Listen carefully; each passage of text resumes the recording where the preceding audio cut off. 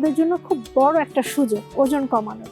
আমরা যদি ওজন কমাতে চাই তো সেক্ষেত্রে হলো কি রমজানে একটা নির্দিষ্ট কিছু ডায়েট প্ল্যান থাকে এবং খাবারটা না খুব সেন্সিটিভ ওয়েতে আমাদের একটু নিতে হবে। যেমন আমরা যেটা করি যে ইফতারের ট্র্যাডিশনাল যে ফুডসগুলো থাকে সেগুলো দিয়ে কিন্তু আমরা ইফতার করি, কিন্তু যারা ওজন কমাতে চান তাদের কিন্তু খাবারটা একটু বুঝে শুনে নিতে হবে।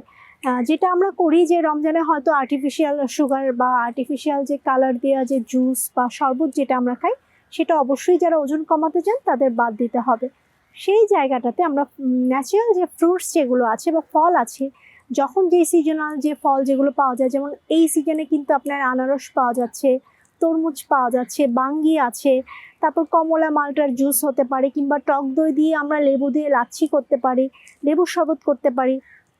এই ধরনের যদি আমরা চিনি ছাড়া জুস বা শরবত যেটা যদি হোমমেড খাই তো সেক্ষেত্রে ওয়েট লুজের পাশাপাশি কিন্তু আমরা পর্যাপ্ত যে ভাইটামিন মিনারেলস সেটাও পেয়ে যাচ্ছি।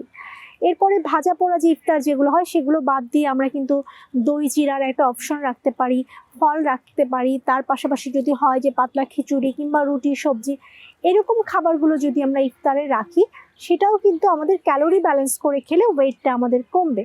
কারণ আমরা যখন ভাজা পোড়া বা ট্র্যাডিশনাল যে ইফতার আমরা যেগুলো করি সেই ধরনের খাবারগুলো খেলে ওগুলোতে কিন্তু অতিরিক্ত ক্যালোরি থাকে। সারাদিন রোজা রাখার পর আমরা যেহেতু না খেয়েছিলাম সেই হিসেবে কিন্তু আমাদের ওজন কমার কথা, কিন্তু আমরা যদি এই ট্র্যাডিশনাল ফুডগুলো খাই তখন কিন্তু ওজন কমার বদলে আরও ওটা বেড়ে যাবে। এর পাশাপাশি দেখা যায় যে আপনারা ইফতারটা একেবারে না খেয়ে আমরা কিন্তু দুই ভাগে করতে পারি।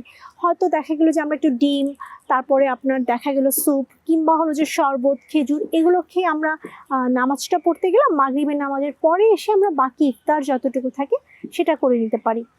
তারাবির পরে হালকা কিছু খাবার আমরা রাখতে পারি, যদি এক্ষেত্রে লিকুইড খাবার হয় যারা ওজন কমাতে চাচ্ছেন তাদের ক্ষেত্রে কিন্তু খুবই ভালো। আপনারা হতে পারে একটু দুধ খেয়ে নিলেন, কিংবা হতে পারে যে আপনার দই ওটস কিংবা দুধ দিয়ে ওটস সেটা হতে পারে, স্যুপ হতে পারে, এই ধরনের খাবারগুলো রাখতে পারে। শেষ রাতে আপনারা দেখা যায় সেহরির সময়টাতে ভারী খাবার আমরা স্বাভাবিকভাবে ভাত সবজি অথবা যারা ভাত খেতে না চাচ্ছেন তারা রুটি রাখতে পারেন, মাছ বা মাংস, একটা দই খেজুর এগুলো রাখতে পারেন।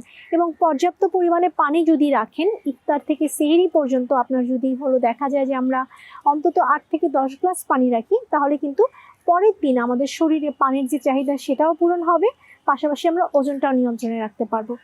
খাবার দাবারের পাশাপাশি কিন্তু আমাদের একটা পর্যাপ্ত ঘুমের দিকেও একটু খেয়াল রাখতে হবে, কারণ ঘুম না হলে এই টাইমটাতে আমাদের বিভিন্ন ধরনের কমপ্লিকেশন হতে পারে, হরমোনাল ইমব্যালেন্স হতে পারে, যার কারণে আমাদের রোজা রেখে খারাপ লাগতে পারে।